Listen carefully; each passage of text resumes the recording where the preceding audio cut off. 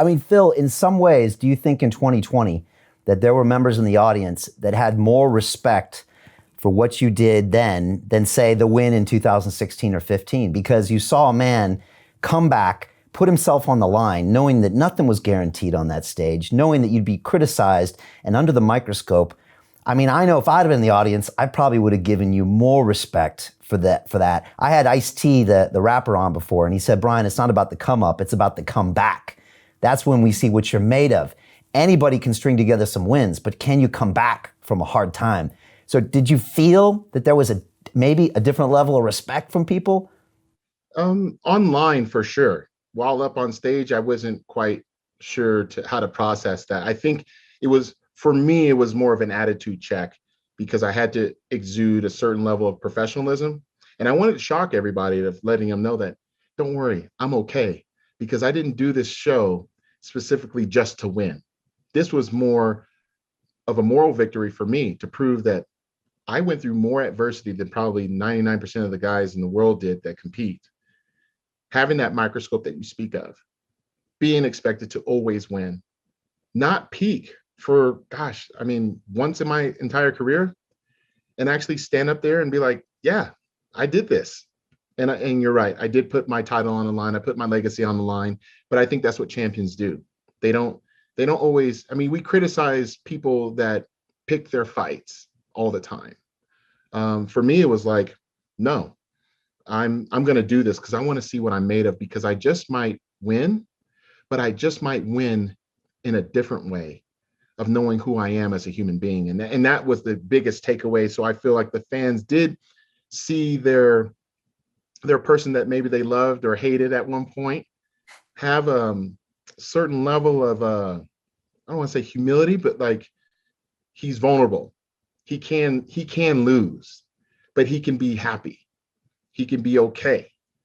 And I think that from my direct messages that I receive on social media to the emails, to people I meet, they were inspired by knowing that, wow, like, you did this for us. You didn't have to come back. Your legacy was already solidified. But I do understand where you're coming from, because in 2015, 2016, people are just so used to you winning, they want to see somebody else. So they may, not be as impressed, or, they're just like, whatever. But that 2020 will always be a defining moment in my career and in my life. I know you watch yourself back on stage and you're hypercritical of yourself on stage, which I know a lot of people would be surprised. But when I heard you talk about that, I'm like, that's the mindset of a champion, because that's when all of your work, it comes down to those few moments on stage. I know you compared this one time to an Olympian that trains 4 years for a 100-meter dash. And so you look at your body language. I know you one time said you could see that you kind of exhaled when you got the result one time as a relief, but that's not what a champion should do. When you watched yourself on 2020, did it feel like it exuded a different energy, that energy of kind of gratitude that, guys, I'm okay and I'm here and I wanted to win. I still want to win, but I'm okay with this process? Yeah, I mean, I definitely had mixed emotions that Saturday evening. I knew that the likelihood of me winning was pretty slim, because I also see the body language of judges, because I can see them in the audience, and they don't have the greatest poker faces, let me tell you. And I just felt it. I mean, the fact that I've been able to feel what it was taking to come up in the ranks and actually then win for 7 straight years, you see everybody else's mannerisms. So for me, it was just the biggest attitude check of my career. I needed people to understand that I'm okay. And if this is the last time you see me, I want you to understand that I took this like a man, that I wasn't upset, that I wasn't about bitterness. I was all about gratitude and just being happy that I was up there. And to be quite honest, it was the first time I was able to, you have to think, I was on stage with Dexter Jackson, who won the Olympia in '08, who I was on stage with when he won that title. Brandon Curry, who I've seen come up. We turned pro around the same time. I wasn't on stage when he won in 2019, but then you got to see another person, Ramy, Big Ramy, being able to win. He's always been like my biggest fan. And just to be able to have that moment and share that with, I mean, we had 4 Mr. Olympias on one stage. That's pretty cool. So that's a memory that I get to walk away with instead of being like, oh man, F this, I lost this and that. It's like, yes, do I have those moments? Yes, but I switched it very quickly and just said, look, man, like this is a moment that like in 20 years, people are going to maybe do a documentary about this and talk about the time where there were 4 kings on the Olympia stage during a pandemic when everybody was against adversity and we got to see a new champion crowned. So that was, for me, like that was my storyline. That was how I view it. I still view it that way, like how cool it was. I'll be honest, I did tell Rami some jewels of wisdom, and basically I grabbed him, hugged him, told him I love him, but you got to be better because you just never know if I may come back.